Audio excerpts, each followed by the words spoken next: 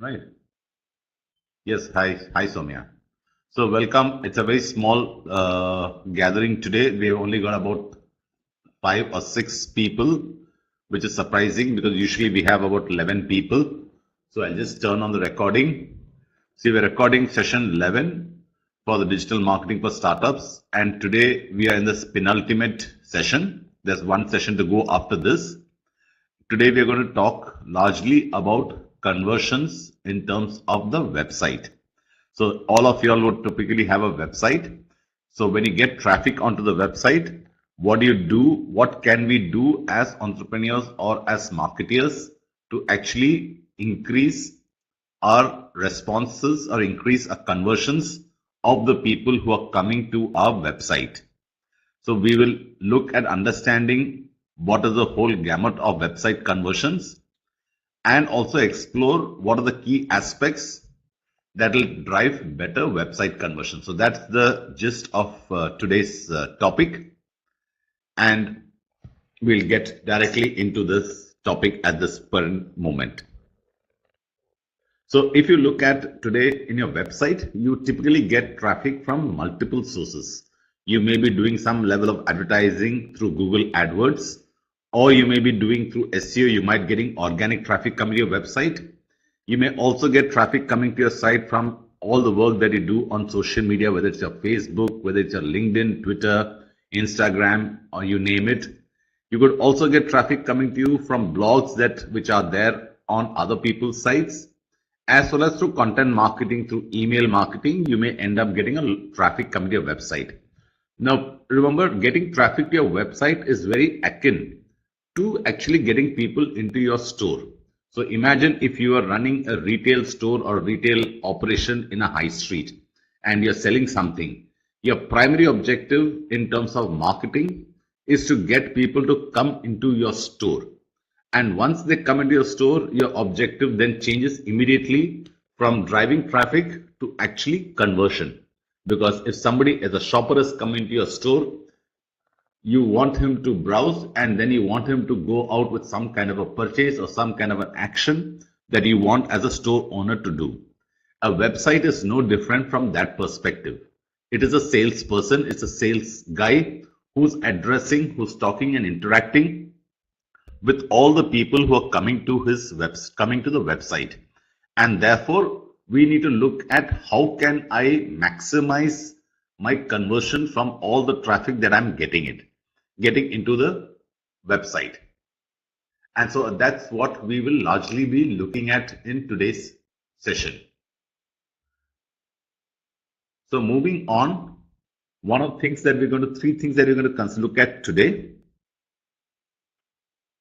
are things like what kind of website messaging and layout should we be looking at, because that will play a very, very critical role in actually helping you to convert traffic into customers. Now here again, I want to draw a distinction that I keep using the word customers, conversions in the traffic, not from a perspective of somebody buying something, but specifically taking an action that you want him to take on the website. Now, for each of us from a marketing perspective, we must be clear in our minds what are the 1 or 2 or 3 actions that you want the website visitor to be doing. It could be anything. It could be buying something. In case you are an e-commerce store, obviously it is buying something. If you are selling a particular service or a particular product which are not e-commerce led, it may be in terms of leaving behind an inquiry or a lead, or it could be also in terms of getting the person to see something, read something, view something. What is the final action that you want him to take? 1 or 2 or 3 actions that you want to take is what constitutes what we call as conversions. So for each of you all must look at your website, look at your business and say, if a visitor comes to my website, I want him to be ending up doing 1, 2 or 3. So what is 1, what is 2, what is 3? And then do all your marketing in terms of website conversions to ensure that the customer does 1, 2 or 3, and look at the data to understand what is working, what is not working, so you can fine tune it. And in this whole thing, what you put up on your website, the kind of messaging as well as the kind of layout will impact the conversion rates that you will get to see. Right. The second aspect of the conversion in terms of improving conversions is in terms of looking at the sales funnel conversion. Now, all of us want to do sales end of the day. So while the overall conversions could be non-sales related also, on the second hand, we might specifically look at sales funnel conversions. So sales funnel conversions are the area that we look at. And the third area, which is what happens when somebody walks into your store and walks out without buying. What do you do to make him and convert him? Which is the whole gamut of remarketing or retargeting that we speak of. So these are the three aspects that we will look at in our presentation today, and we'll go each and every aspect.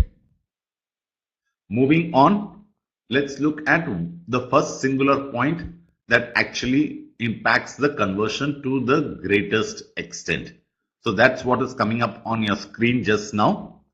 So in the biggest factor that influences conversion is the fact of speed of your website. And this is a topic that I dealt upon in probably the first or second session, the importance of speed.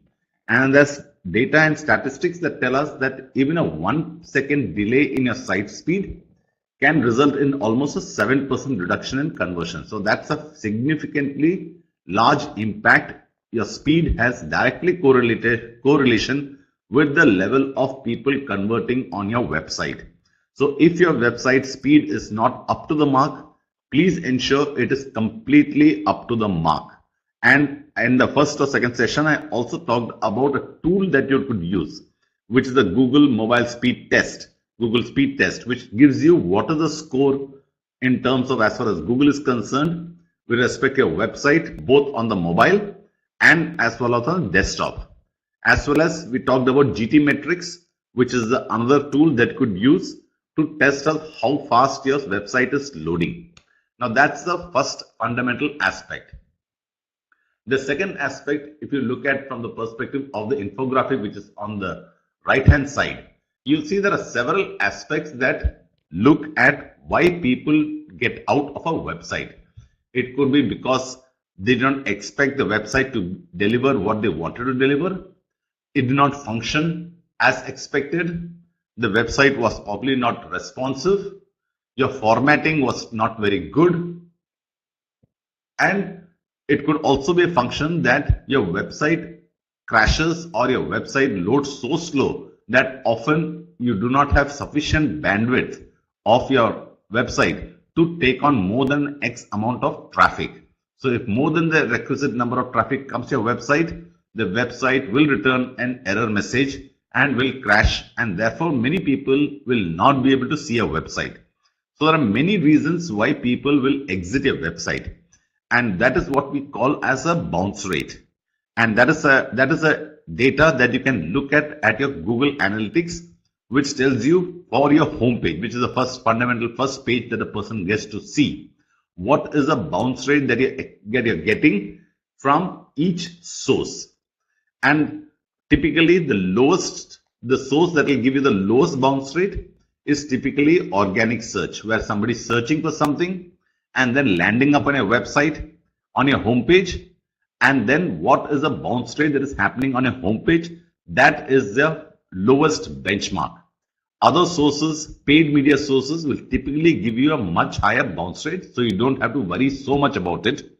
But what you definitely need to worry is that if the traffic coming from an organic source, which is your people searching on Google, discovering you, and then come to your website, if that bounce rate is very high, when I'm saying very high, I'm talking upwards of 40%, you definitely need to worry, because there is definitely something wrong in your website, either in terms of the content which the user is expecting and not getting to see, or it could be a technical problem with your website, either in terms of speed or in terms of the layout, or in terms of the fact that it is not loading fast, or in terms of responsiveness that is actually pissing off people, and as a result they are exiting your website.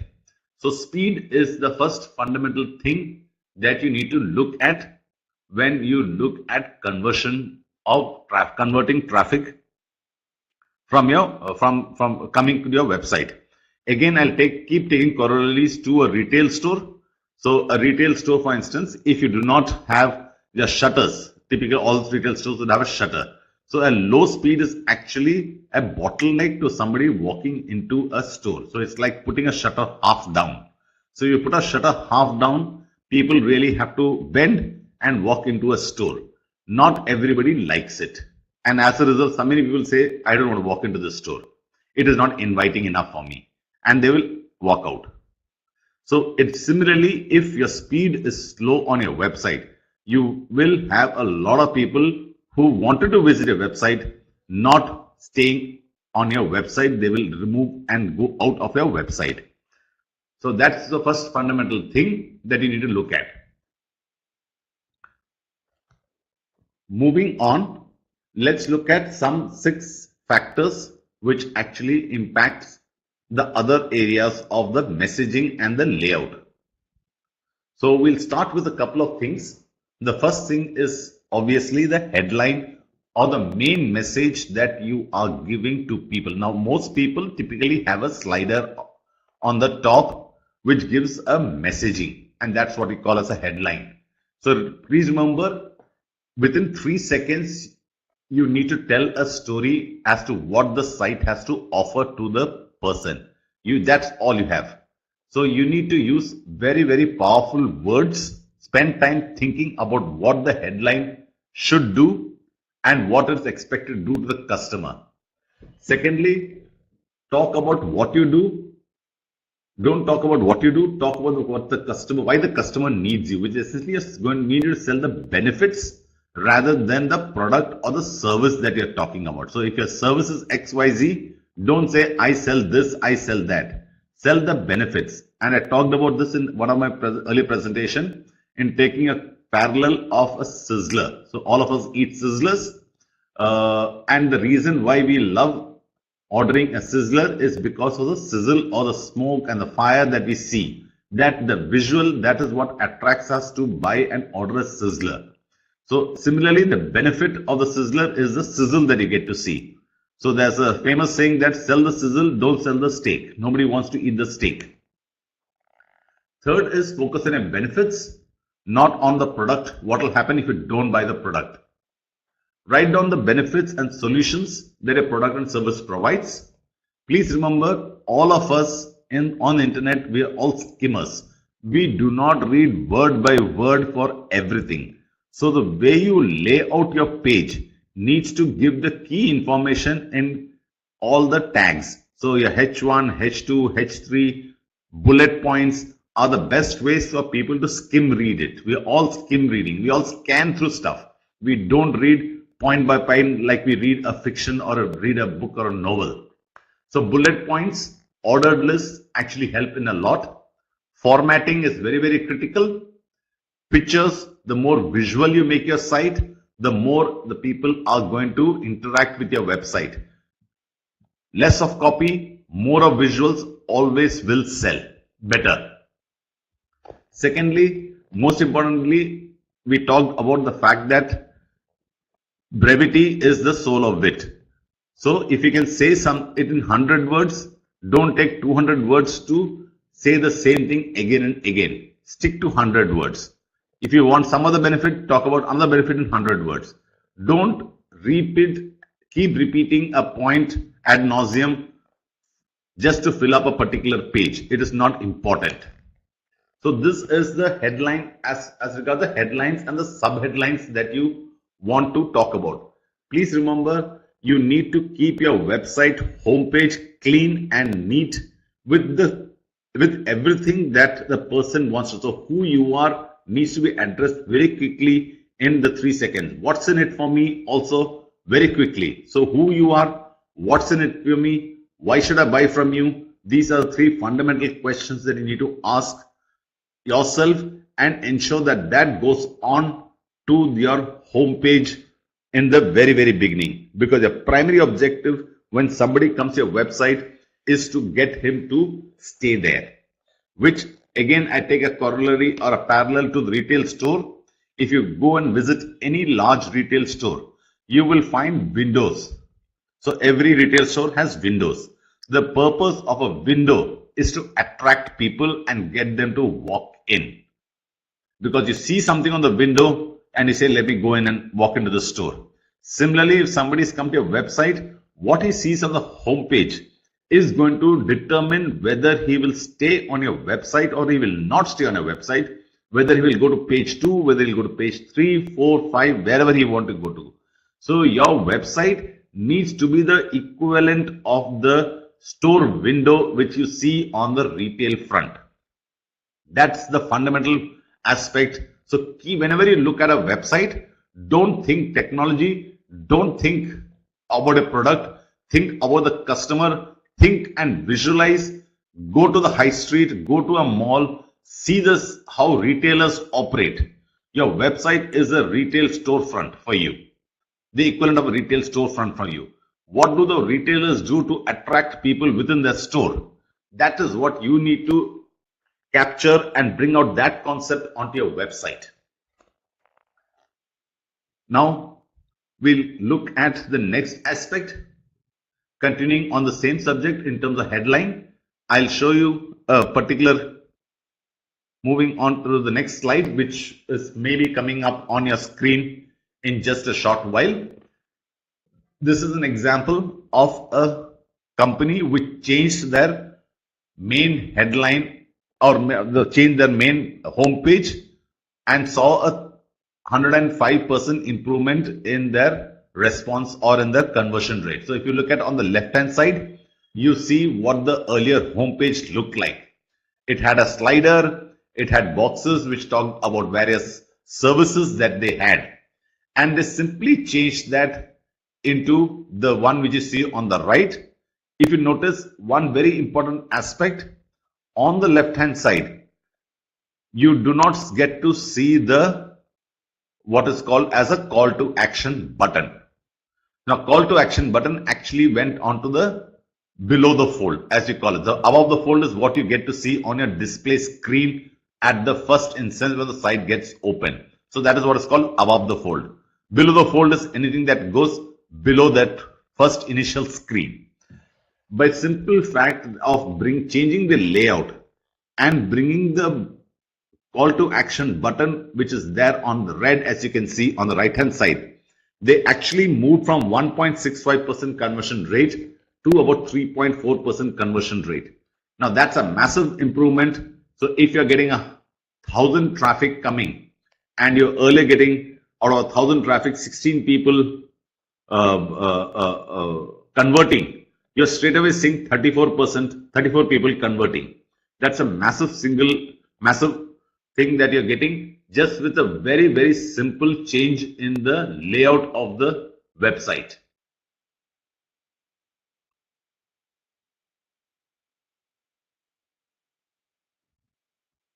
Okay. Moving on, look at the next one. The third important thing, as we talked about subline, is the primary call to action, which I just spoke about.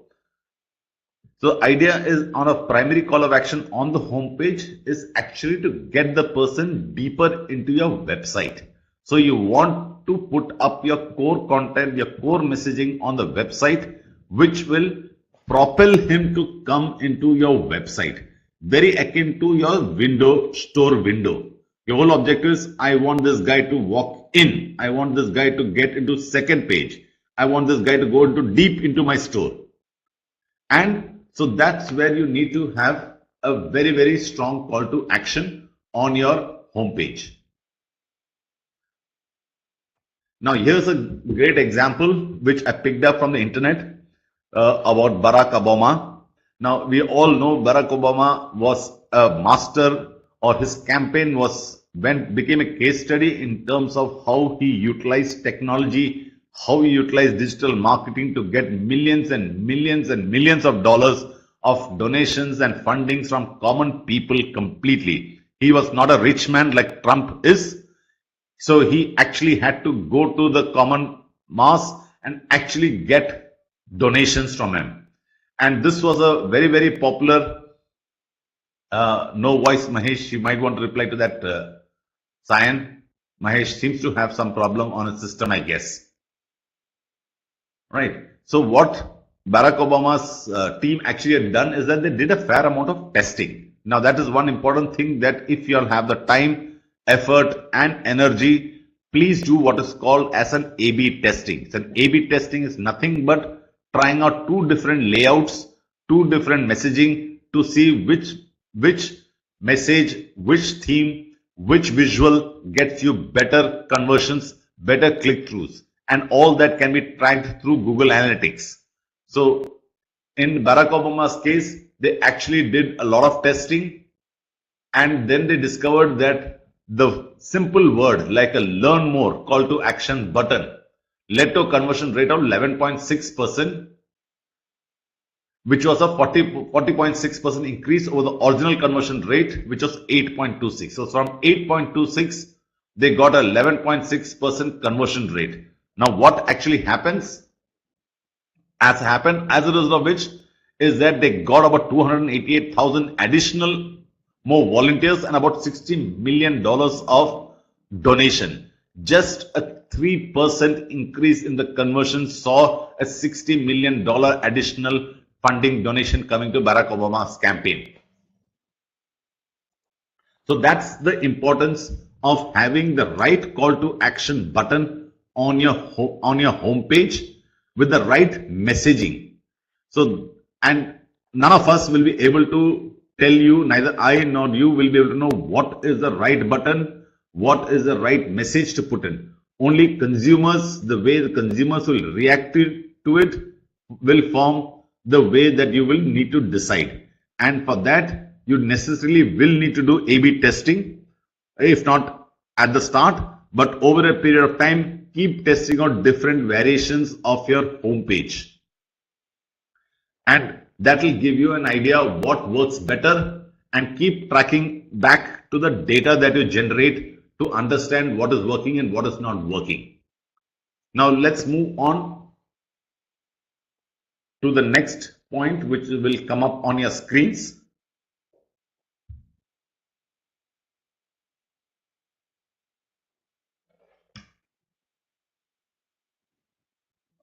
This seems to have, okay, so here it is. This fifth point is, of course, in terms of benefits, which I talked about earlier also. I have noticed most websites talk about what a great product it is. Very few websites talk about what a great solution or a great benefit that product gives to the consumers.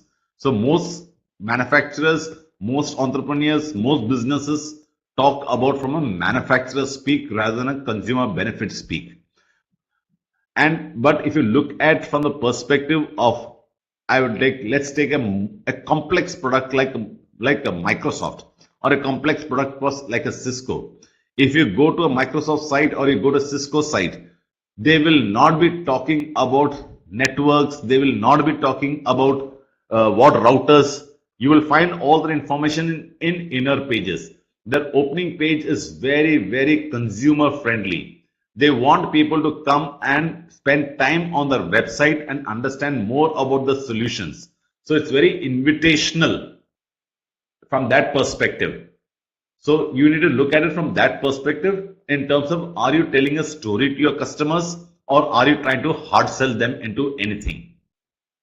Second very important point is in the fact what we call as social proofs. And a lot of us use testimonials on our website. Now, typically, I would say 95% of the testimonials that one gets to see is typically follow the very standard format of a person's face and a quoted text. That's the testimonial that we put up. On the other hand, there's enough research which shows that if you put up customer videos, if you put up customer case studies or customer stories as testimonials, you will see a marked improvement in your conversion rates rather than putting up a quote, because everybody expects to see a quote and everybody treats that as advertising messages. But however, if you get the customer to talk about his experience, talk about the benefit, either through a video or through a case study or through a first person story, you will see a marked improvement in your conversion and the ability to draw people into inner pages. So treat your testimonials. It's okay if you get two of such stories from your customers, but convert them into a story, convert them into a case study in case you're a B2B person, or convert them into a video. Again, today amateur video is far more popular, far more read, far more viewed than professionally shot videos. So a simple iPhone shot video with the customer talking in whichever language has far more authenticity, far more credibility to the viewer, to the reader, or to the visitor than a professionally shot. A professionally shot video will look like an advertising message. People expect it to look like an advertising message, but an amateurishly shot video with background noise and the customer talking with hesitations and stammering would actually lend a lot of credibility and authenticity that these guys are genuine guys with whom I'm going to do business with. So look at customer videos, look at case studies, look at customer stories. We now move on to the next slide. I'll pause a few moments for the voice to come strong. I've looked at the next page, which is coming up on your slide in a short while.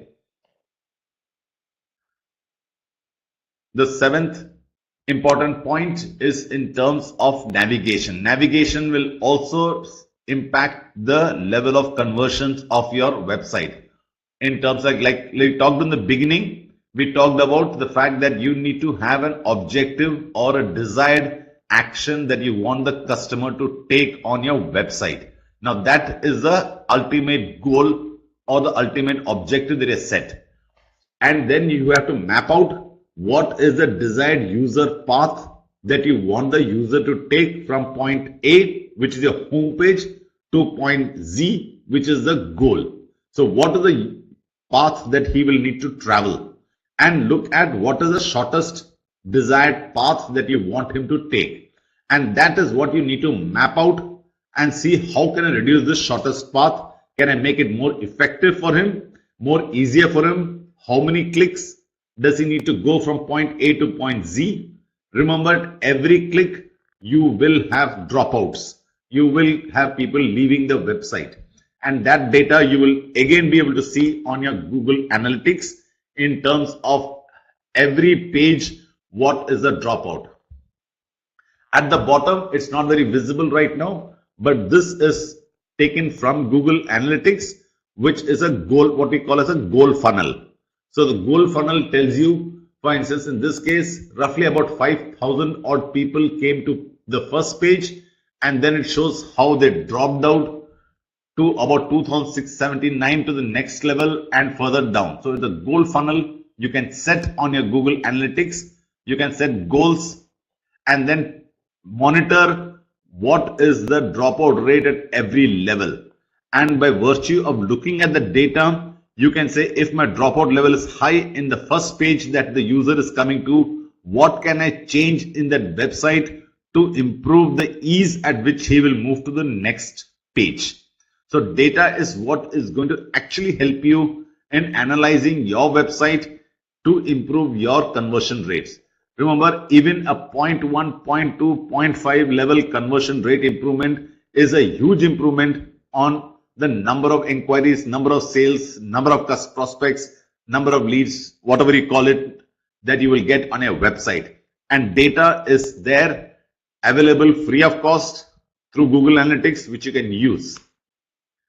The next and last important aspect is content, which is what is it that is, what is the, when you say about talk about content offer, it is largely the hook or the reason why you want somebody to do something on your website. And that's one of the things that you need to look at. What is the kind of content that I can offer? Remember, when I talk about content is messaging. So anything that you are offering, that itself is a part of the communication messaging. And so we look at what are typically best practices that people offer in terms of content. that is actually a benefit to the user or to the person visitor coming to it. So things like webinar. Does your business or your service, can it lend itself to conducting a webinar for your customers? Put that up as a reason for somebody to fill up a form, fill up an inquiry, give you a business lead. So webinars is an interesting way to actually convert people from visitors to actual prospects. Free trials is another thing that you could look at. Demos of your product is another aspect. Ebooks, if you're good in writing and you have a good content team, look at ebooks which give people, so whether it's a B2B or whether it is B2C, it doesn't matter. I showed an example, I think, when I talked about content marketing, of the way Nestle does guidebooks on how to use Milkmaid as a regular content-led reason for people to subscribe to their newsletter. Your contest and sweepstake is another offer that you could make on your website. You could give away kits, whether it's a media kit, whether it's a special kit, you could give it away. Email subscription, all of us have that. Courses. So if your business offering a service, you could probably look at giving away small courses, online led courses, to get people to sign up. The whole idea is that you want to convert a casual browser, a casual visitor, into taking an action which will leave behind his name, email ID, phone number and details, so that he can reach out to him and sell to him, rather than him just walking in, browsing and walking out. You want him to take up specific action.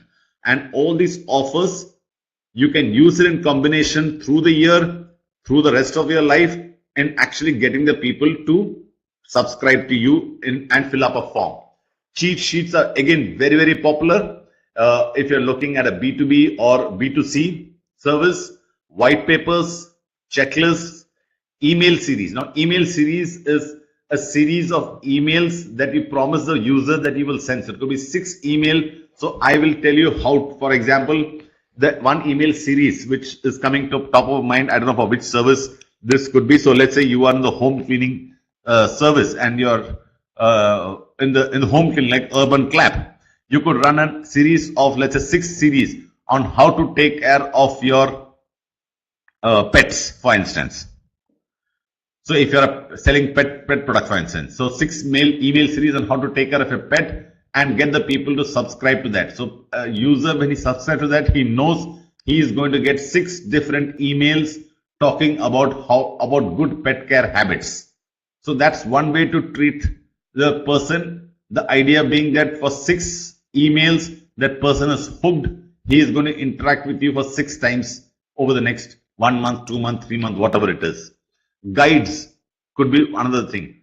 If you're in the B2B business, nothing like putting an original research out, because that establishes thought leadership. A podcast, again, is something very internationally, it's very much used. It's not very much used in India, but for all the people who want to try out podcast, I would encourage them to try out. I would love to get their feedback on how they have implemented it and what are the learnings after implementing a podcast. You could also look at AMAs. AMAs are increasingly getting popular in India, and AMAs are a great way to actually engage with your prospective customers, prospective consumers, and actually tell them what is it that you do, solve their problems, solve their queries.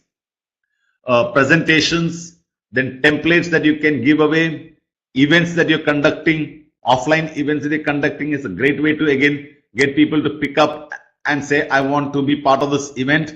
And of course, free tools that you provide. So there are about 18 or 19 odd such stuff that you could use as conversion tools to actually get a person to fill up a form, fill up an inquiry, and give you their name, email ID, and telephone number, or whatever information that you are asking him to give it to you. So moving on,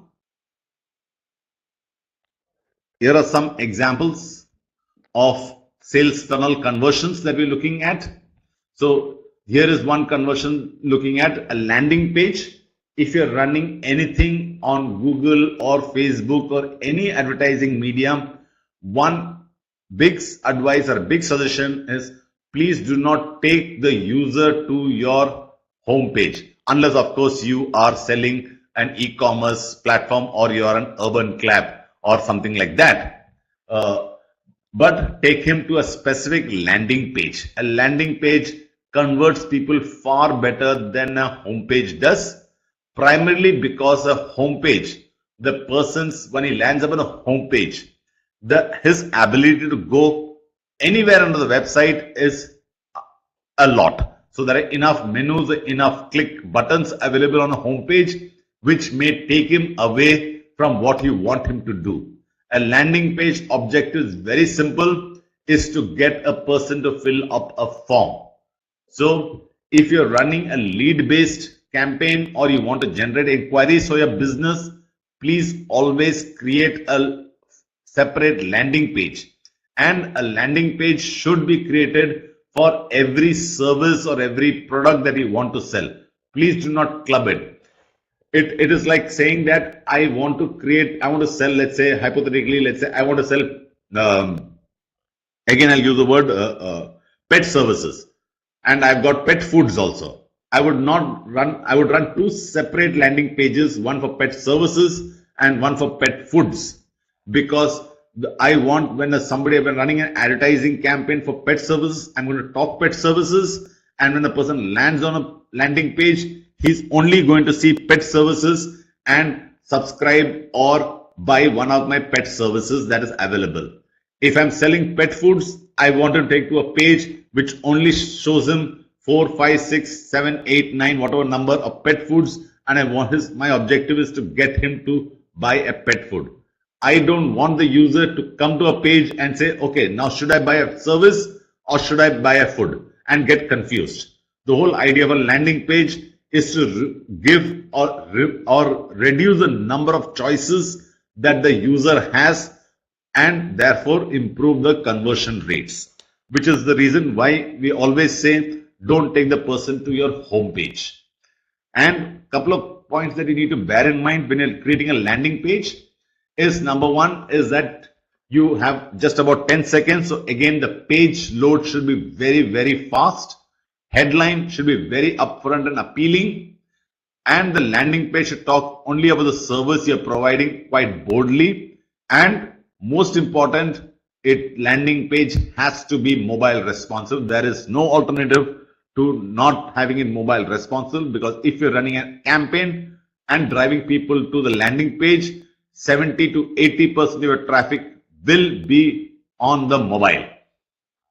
So that's the most important aspect that you need to bear in mind.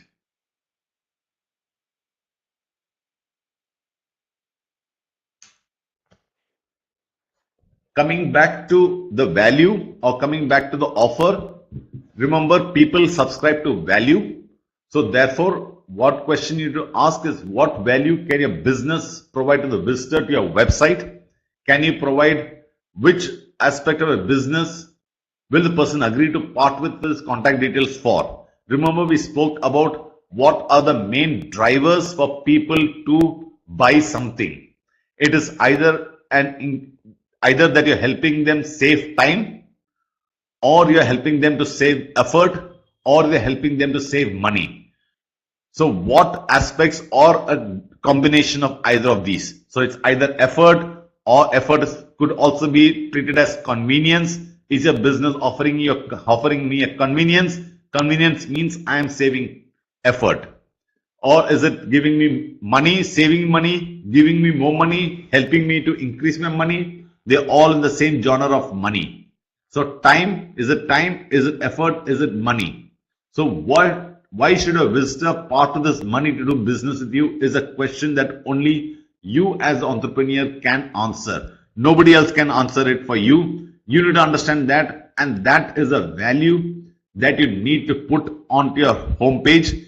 And from that, you need to create what is the best offer. So if it is time that you're trying to sell, savings in times or better time management, you could create offers, whether it's webinars, whether it is ebooks, whether it is guides, all linked to how he can save time. So what are the best time saving tips? Could be a topic that he could talk about. If it is convenience, you could start talking about convenience. If it is saving money, getting more money, you could talk about how you can make more money, save more money, be more productive. So these are the aspects that you need to look and talk about, or when you're designing your or creating your website. Moving on, let's look at some of the ways by which you can actually implement this from a design perspective. The most popular one, which most of the international organizations use, is pop-up lead capture. So pop-up is a lead capture is fundamentally one known to be one of the best ways by which you can convert a website traffic visitor to actually giving you a lead or giving you a form. Again, you can use this intelligently with data. So you could have your lead pop-up or the pop-up capture placed strategically at different places with different sets of communication. It need not be one pop-up across the site. Number one, you could have on your homepage a different pop-up, and on your product or a pricing page a different kind of a pop-up with a different communication messaging. That is something which will help you improve your conversions. Number two, you could set it by time. So if a person has spent, let's say, 10 seconds or 15 seconds on your site, which means that he is browsing through what is happening, you could have the pop-up trigger off. Or you could also have the pop-up trigger off when a person is about to exit the site. So the various ways by which you can trigger this pop-up to appear at a time when the person is most ready or most likely to be converting to you. So this is one way by which you can look at creating a pop-up lead capture. Here is another pop-up lead capture. Now, as you look at it, all of this talk about value to the person. Now, this is interesting. If I was looking at from a marketing perspective, it says 12 proven ways to converting abandoning visitors into subscribers. Now, if I'm a webmaster, if I'm a digital marketing person, this is a content which is of value to me because it tells me this is what I will get, and it gets a small body copy which tells me that 70% of visitors who abandon your website will never return, and it's a fact. So here you're telling you learn how to unlock the highest conversion revenue from each of your website visitors. I, as a person, would love to read this content, and I wouldn't mind parting away with my name and email ID to get it. Obviously, but once I do that, I can be rest assured that they are going to be communicating with me on a regular basis with several other things, and over a period of time, if they would be one of my key prospective people that I will be looking at buying. Here is another trial we talked about also in terms of trial. You could look at doing that 90 days free trial. You can give away something free. So here's a free gift. Learn exactly how to identify your ideal customer. So that's something free. People love free stuff. You could look at using this to also look at gaining a customer email ID and a customer perspective. Another interesting way is actually in terms of a sidebar. Now, most of us, if you look at from a website design, our sidebars are usually blank. Convert your blank real estate into advertising messages. So here is an advertising message. When you're reading about a particular blog or a particular article or particular thing, your sidebar is empty. You can add a sidebar banner on your website and have different offers, values shown here to your visitors. So while a person is reading content, you're actually showing an ad to him. And that again helps him to click and actually improve your conversion level. It's akin to somebody reading a newspaper and seeing an ad on the newspaper. If you're in the B2B business, sign-ups for demos, white papers, brochures, webinars can be used for B2B business. So this is Salesforce sign-up form or landing page form. Very simple, says nothing much, but it gives a fair amount of information and captures a fair amount of information by which they can pre-qualify a particular prospect. Now, these are all pop-ups which I have shown to you. So some of the factors that you need to keep in mind if you're creating a pop-up is don't annoy your visitors. As a visitor and as a user, we hate pop-ups. So use them judiciously. And also important, like I mentioned, trigger pop-ups to appear only after a visitor has spent some time on a site. Could be 7 seconds, could be 10 seconds. How much time after which you need to trigger up a pop-up? That is a data that you can get to see on analytics to understand at what number of seconds are people bouncing off. So you can set your pop-up to trigger off just a second before people start bouncing off your website. And that's one way to retain them onto your website. Second, we talked about is cross-marketing banners, which we just showed you an example of, which is one that you could look at keeping it.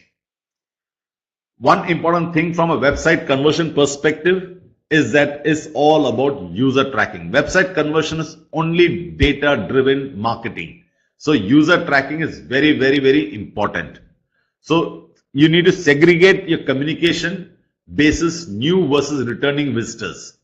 Early, that essentially which talks about early stage leads versus late stage leads. You could also talk about cross-selling to your prospect if you have multiple service or multiple product lines. So if you have a returning visitor and you are able to track a returning visitor, he could be shown a different communication messaging as opposed to somebody who is coming for the first time.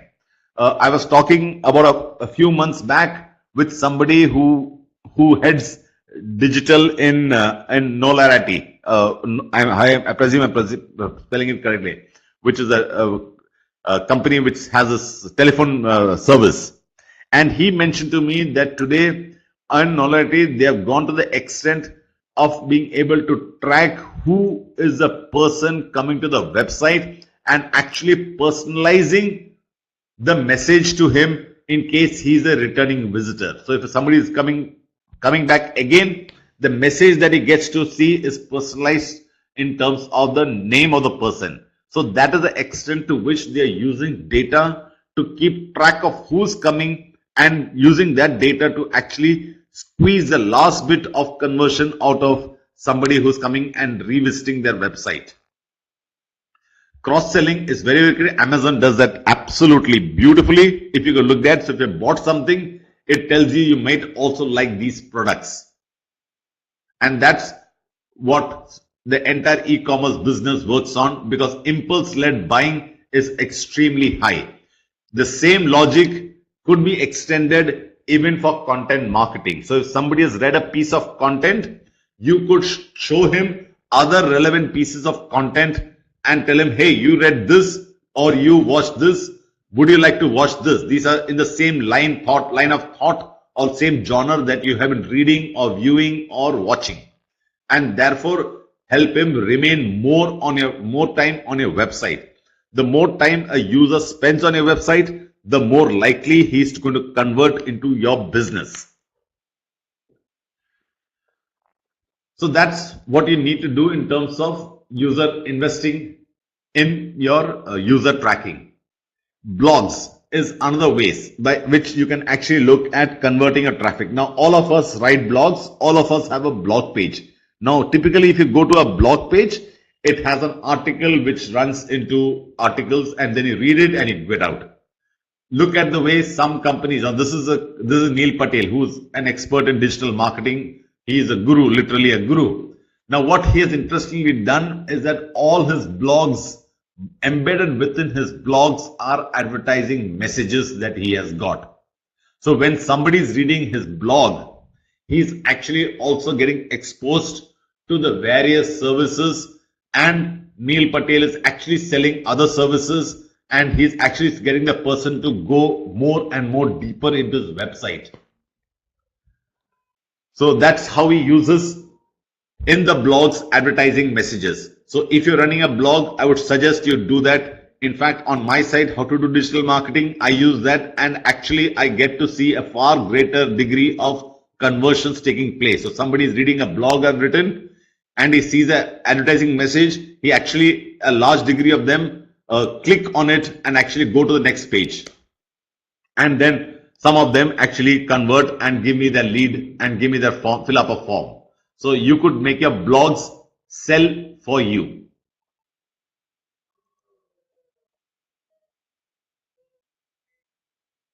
The last part we're going to talk about is remarketing to your site visitors. Remarketing is essentially following your person who has visited your site, and when he's going off your site, you are targeting him on third-party sites like Google or Facebook or LinkedIn. That is what remarketing. So a good example is for somebody for those who are not familiar with remarketing, simply go and visit any of the travel sites whether it's Make My Trip or Yatra. Just go there, visit, and click on any package that you want to buy, and then exit the site and wait for 5 minutes and revisit Facebook, and you will see an ad of Make My Trip or Yatra following you on Facebook, and will continue to follow you on Facebook for the next 1 month or so. So that's what is remarketing to a user. The reason why companies do that is that it is proven that remarketing can lead to 147% higher conversion rates over time. So people who have visited your site, browse through a particular section of your site, if you retarget and remarket to them, the chances of them converting is extremely high. So you could today remarket to them on Facebook, you can remarket to them on Google, you can remarket to them on LinkedIn, depending on your domain and category. So if you're a B2B customer, a B2B company, you could target them on LinkedIn, for instance, or you could target them on Facebook, or you could target them on Google. So that's one aspect you could look at. Secondly, remarketing also, you do not need to have a one-size-fits-all communication messaging. Depending on where a person has left your site, you could have different communication messages being beamed out to him. So let's give you an example. Let's say you are selling a particular product, and the user path you have defined that the person comes to your home page, he looks at a product solution, then he looks at a pricing. So the way it works is that he comes to the home page, he likes what he sees, he thinks it is for me, he wants to know more, so he visits your product page, he reads about a product solution, he finds it still better, and then you want him to visit your pricing page to understand the price of the product, and then the last action that you want him to take is actually send you an inquiry. Now that is a 4-step process that you have set for your particular product. Now let's assume visitor 1 comes to the home page and exits. Visitor 2 comes to the second page, which is your product page, reads it, but doesn't go further and exits. Visitor number 3 comes to your pricing page, from the home page to the product page to the pricing page, and then exits. And visitor 4 comes right up to the form page and then does not fill up a form. So you have 4 different cases of visitors who have been exposed to your product solution 4 different ways. When you do a remarketing, you could have 4 different messages, 4 different communications talking to 4 different people differently. So for the first guy who has only visited the home page, you could have a different communication. For the person who has visited your pricing page and still not bought, you could have a different communication. Could be probably saying, hey, I have a special offer for you. I know you visited my website and possibly you wanted to buy, but you may not have time. Here is a special offer for the next 7 days, and get the person to come back to you and buy because he has visited a pricing page. Maybe the pricing was not attractive enough for him, and as a result he left. So you could run a free trial, you could run a special offer for him and convert him. So that's the way by which you could look at different communication message and remarket to the audience. So that brings us to the last of the session. I said it's not going to be a long session. It's going to be about an hour only. So if anybody has any questions, we'd like to take it up. And I want to finish this entire session this year. So I'm planning the next session to be held on 27th of December, which is a Wednesday, same time. Any questions anybody has?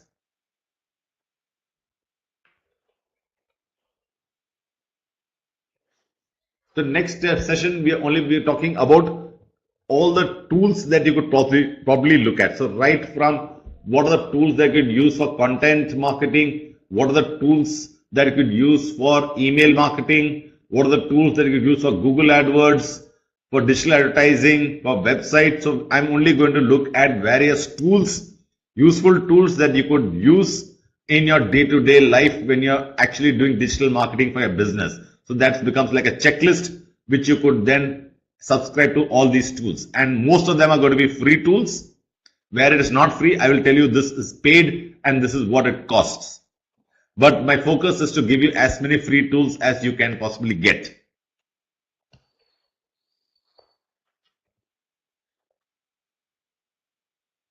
So any questions, I'd be happy to take.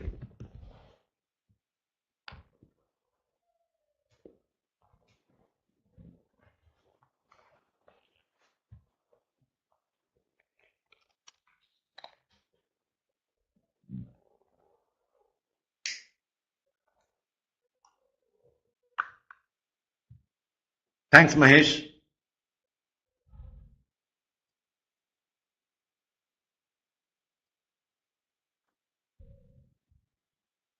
Yeah, we'll do the next session on 27th. You're welcome, Subodh.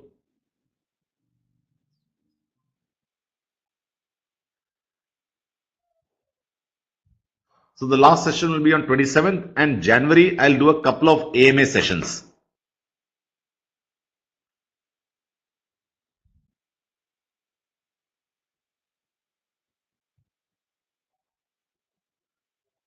I hope the travel is on vacation, Subodh. It's okay, Subodh, if you don't attend the next session because they're going to be largely tools. I'm not obviously going to take anybody through the tool, but essentially tell what each tool can do and the benefit of that tool. And obviously, as usual, you'll for the tool session, I'll make sure you'll also get a PPT along with a video, so you can have the hyperlinks of that specific tool would be available on the PPT for you all to go to the website of the tool to download it.